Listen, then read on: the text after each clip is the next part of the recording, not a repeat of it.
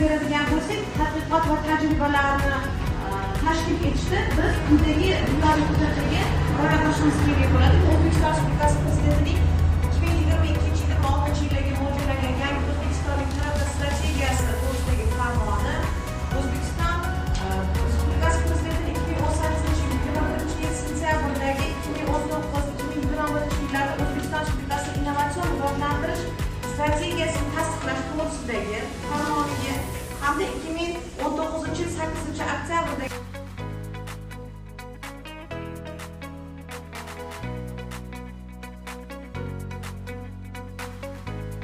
boshqa kadrlarni ishlab yetishtirishda hamda respublikamizda ilmiy tadqiqot ishlarini rivojlantirishda demak har bitta insonni o'zini ustida ishlashi, ya'ni avtodidaktika, o'zini aynan ilmiy tadqiqot ishi o'tkazgan joyi sizni bazingiz bo'ladi. Keyingisi, demak tadqiqotni metotlari birinchi o'rinda nima qilasizlar? Birinchi bobda tahlil. Nima tahlil qildinglar? Adabiyotlarni, dissertatsiyalarni, avtoritetlarni tahlil qildingiz birinchisida.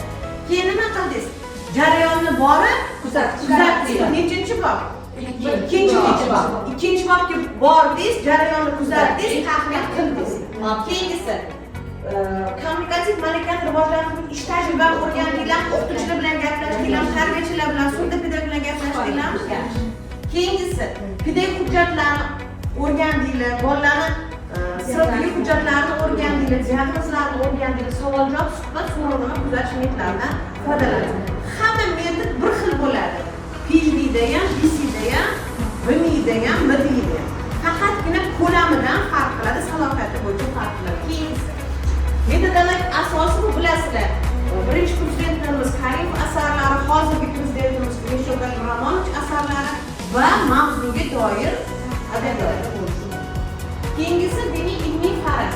Ilmiy faraz degani bu ham sizni ilmiy tadqiqot ishingizdan kelib chiqadi. Agar eshitmoq bo'lgan bolalarni kommunikativ malakasini rivojlantirish yo'llari, usullari, xatti-tomonlari o'rganilsa, ularni har bitta bolalarning individual xususiyati hisobga olinsa, bundan tashqari pedagogik shart-sharoit yaratilsa, demak siz qilayotgan narsa samarali bo'ladi. Siz PhD'da ham, BC'da ham, MD'da ham oldin ilmiy faraz qo'yasiz.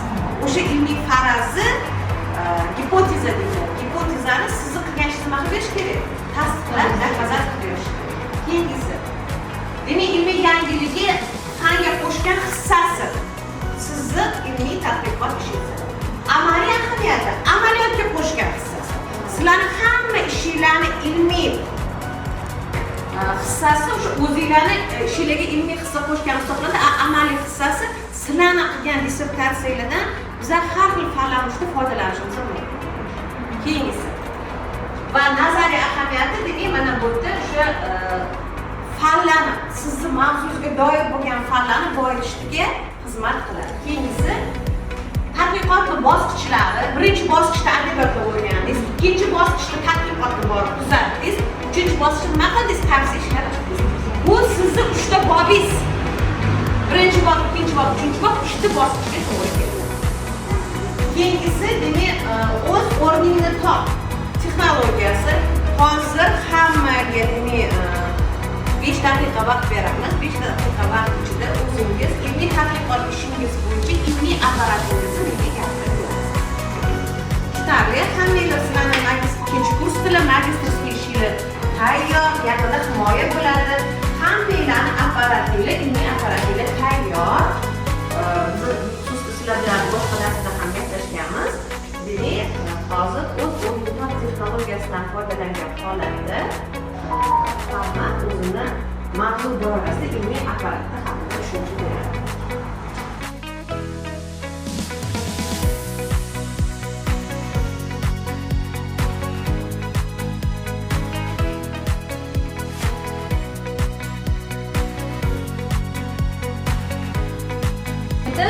Suyakli mahsulotlarda eshitda muqomi bo'lgan o'quvchilarning talaffuz malakalarini shakllantirish jarayoni hisoblanadi. Tadqiqot baza sifatida esa Toshkent shahar Olmazor tumani 106-sonli alohida ta'lim ehtiyojlari bo'lgan o'quvchilar uchun ixtisoslashtirilgan maxsus maktab internati bo'ldi.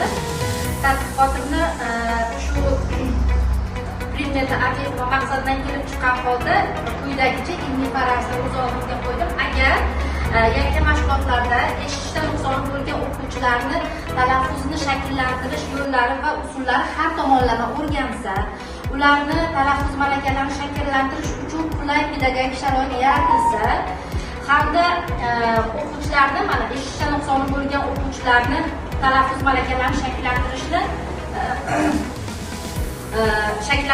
mana shu qulay usullari, maxsus usullari, samarali yo'llari nima bo'lsa, ya'ni tanlab olinsa, ularni nuqsonidan kelib chiqqan holda mos usullar tanlansa, shundagina yakka mashg'ulotlarda eshitishda nuqsoni bo'lgan o'quvchilarni talaffuz malakalarini shakllantirish samarali kechadi. Rahmat. Demak, ko'chaga chaqib qo'yamiz. Chiroyli apparatni tushuntirib berdi.